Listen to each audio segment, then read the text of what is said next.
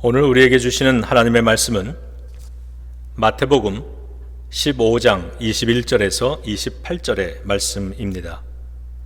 예수께서 거기에서 떠나서 두로와 시돈 지방으로 가셨다. 마침 가나안 여자 한 사람이 그 지방에서 나와서 외쳐 말하였다. 다윗의 자손이신 주님, 나를 불쌍히 여겨 주십시오. 내 딸이 귀신이 들려 괴로워하고 있습니다. 그러나 예수께서는 한마디도 대답하지 않으셨다. 그때 제자들이 다가와서 예수께 간청하였다.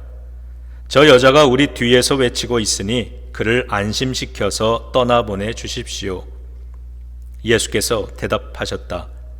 나는 오직 이스라엘 집에 길을 잃은 양들에게 보내심을 받았을 따름이라. 그러나 그 여자는 나와서 예수께 무릎을 꿇고 간청하였다. 주님, 나를 도와주십시오. 예수께서 대답하셨다. 자녀들의 빵을 집어서 개들에게 던져주는 것은 옳지 않다. 그 여자가 말하였다. 주님, 그렇습니다. 그러나 개들도 주인의 상에서 떨어지는 부스러기는 얻어먹습니다. 그제서야 예수께서 그 여자에게 말씀하셨다. 여자여, 참으로 내 믿음이 크다. 내 소원대로 되어라. 바로 그 시각에 그 여자의 딸이 나았다. 아멘. 네, 기도하고 말씀 나누겠습니다. 주님, 이 시간 말씀으로 함께 하시고 말씀으로 역사하시며 말씀으로 새롭게 하옵소서. 하나님의 뜻이 하늘에서와 같이 이 땅 우리의 인생과 역사에서도 이루어지는 시간이 되게 하소서. 예수님의 이름으로 기도드립니다.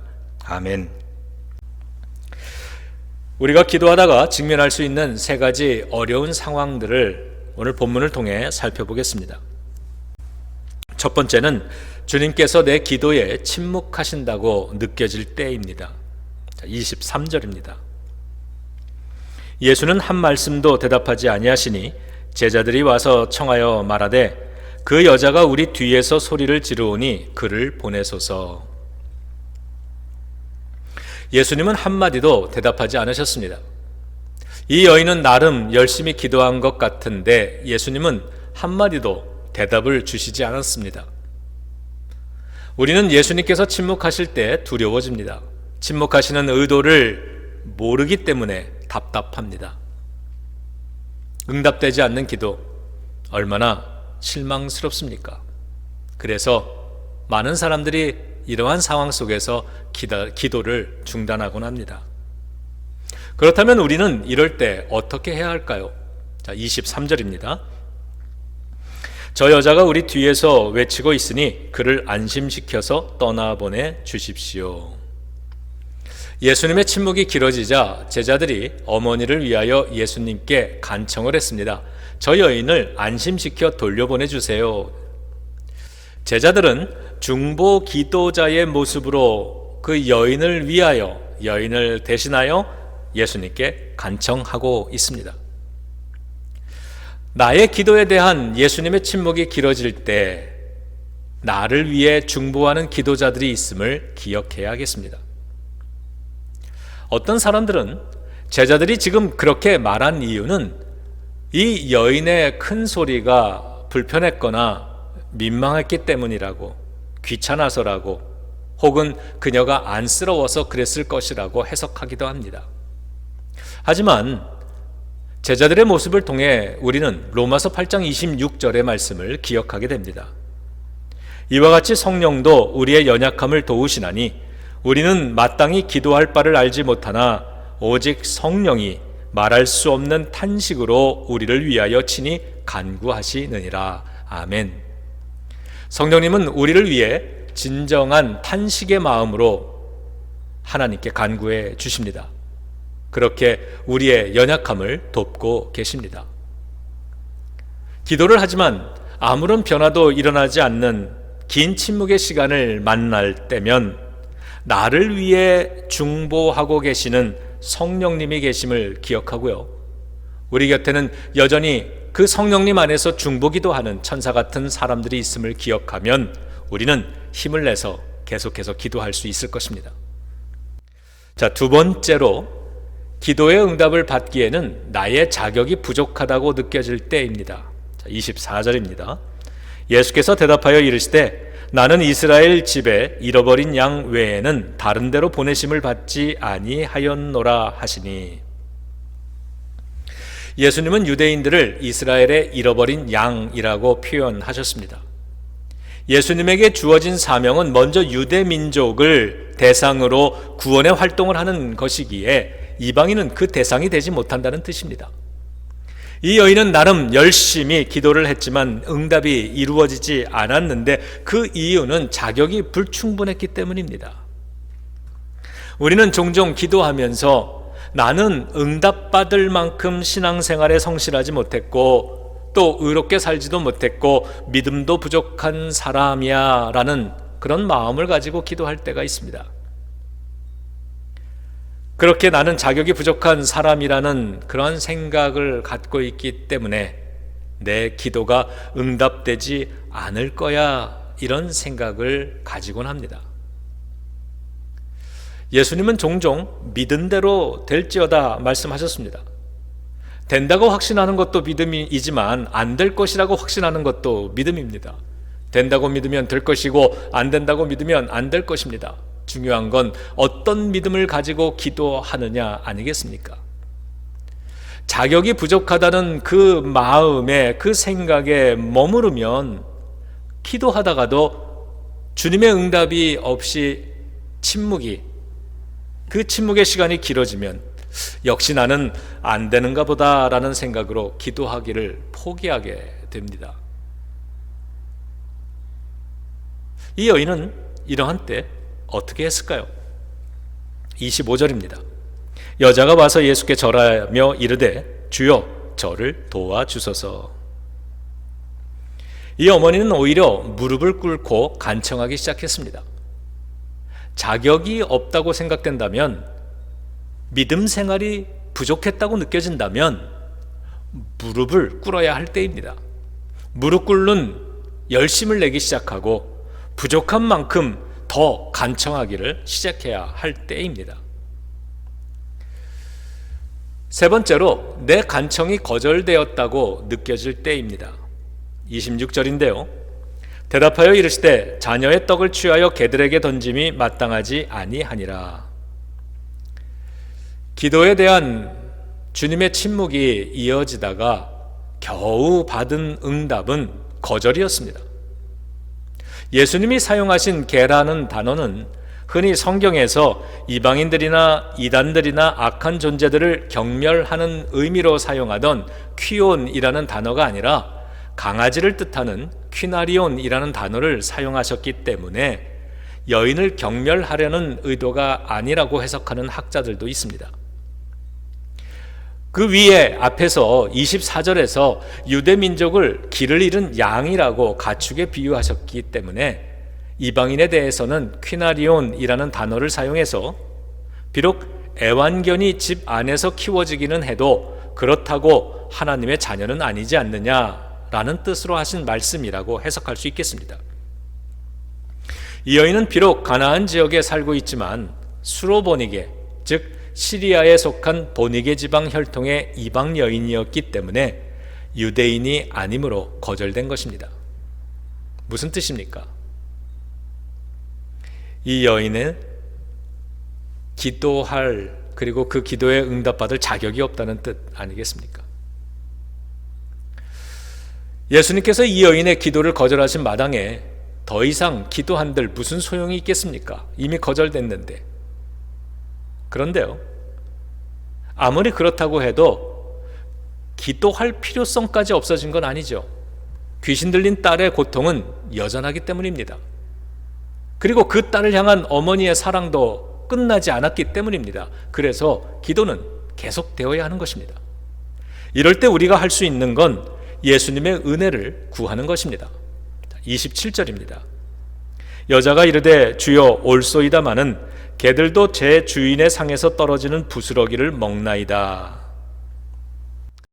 이방인이었기에 민족적 특권을 주장할 수도 없었고요, 내세울 만한 믿음의 공로도 갖지 못한 이 여인은 자신은 거절당해도 마땅함을 인정했습니다.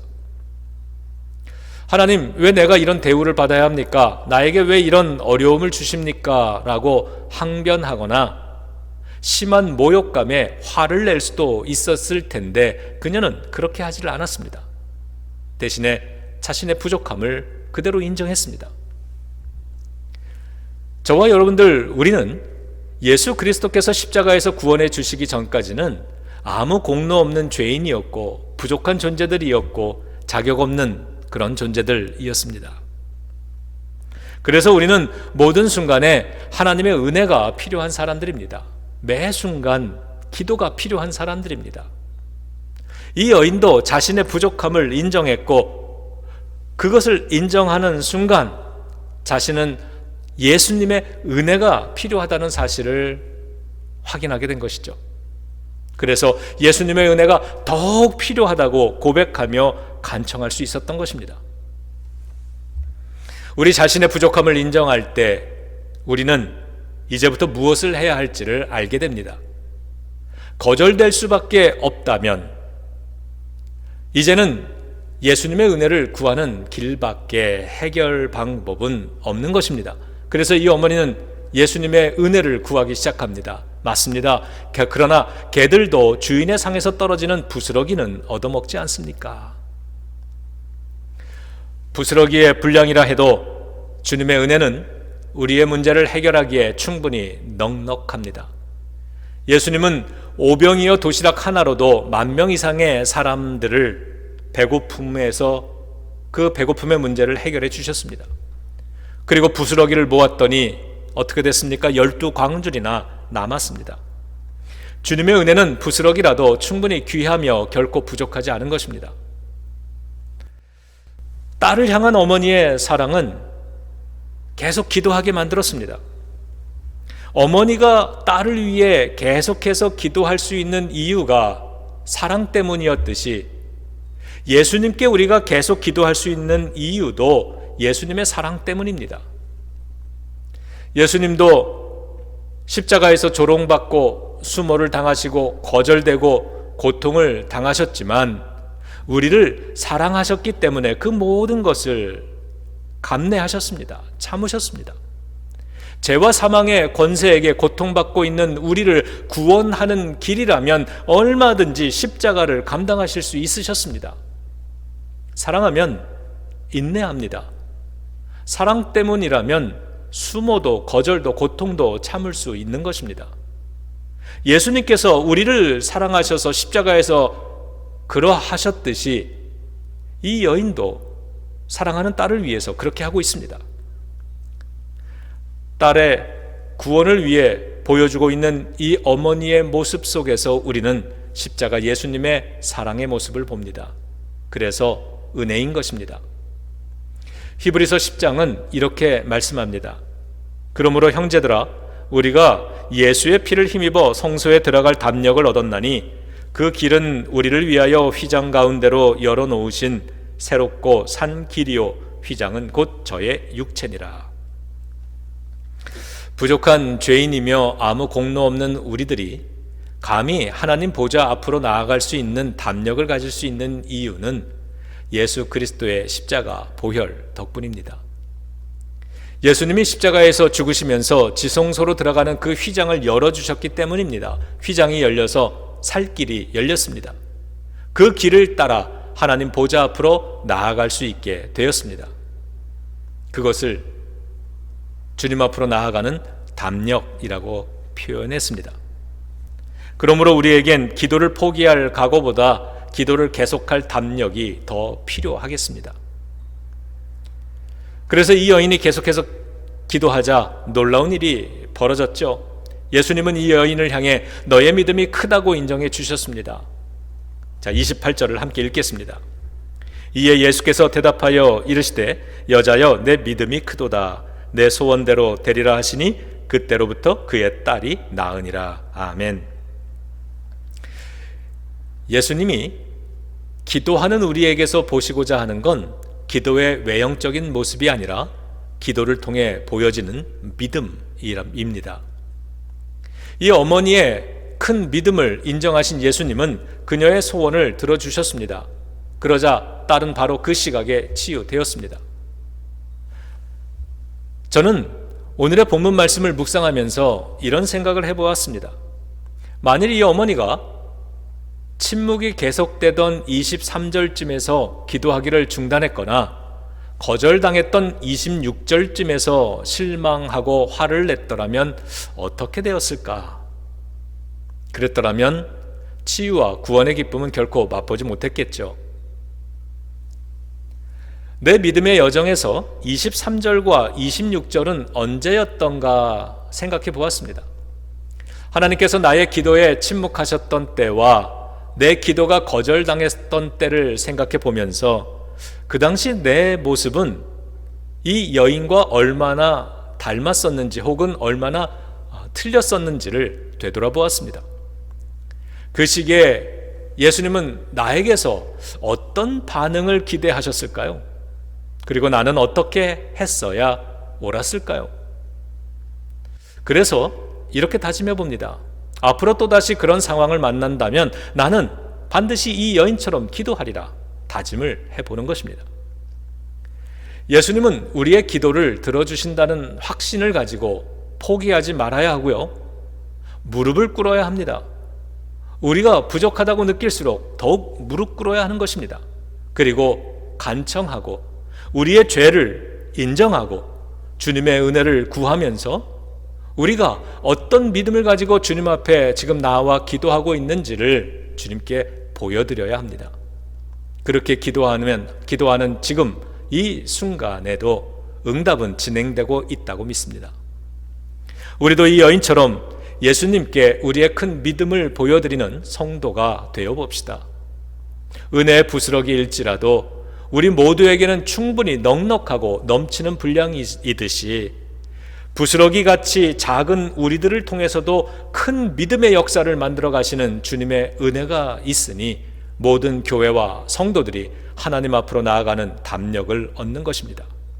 성도 여러분, 내 기도에 주님께서 침묵하신다고 느껴질 때, 나의 자격이 부족하다고 느껴질 때, 내 간청이 거절되었다고 느껴질 때를 만나시거든 그때야말로 기도가 더욱 필요한 때이고 그때야말로 큰 믿음을 보여드리고 인정받을 수 있는 기회임을 기억하면서 시험을 이기고 유혹을 이기고 예수님을 기쁘시게 해드리는 그러한 승리하는 성도가 되시기를 우리 주 예수 그리스도의 이름으로 축원합니다. 기도하겠습니다. 주님, 길어지는 침묵 속에서도 소망을 잃지 않으며 그 소망이 거절될 때에도 낙심하지 않으며 한없이 작게 느껴지는 순간에도 포기하지 않는 믿음이게 하소서. 은혜의 부스러기일지라도 우리 모두에게는 충분히 넉넉하고 넘치는 분량이듯이 부스러기같이 작은 우리들을 통해서도 큰 믿음의 역사를 만들어 가시는 주님의 은혜가 있으니 모든 교회와 성도들이 하나님 앞으로 나아가는 담력을 얻습니다. 힘내서 다시 기도하는 처소마다 하늘의 문을 열어 주시옵소서. 응답하여 주시옵소서. 감사드리며 귀하신 예수 그리스도의 이름으로 기도드립니다. 아멘.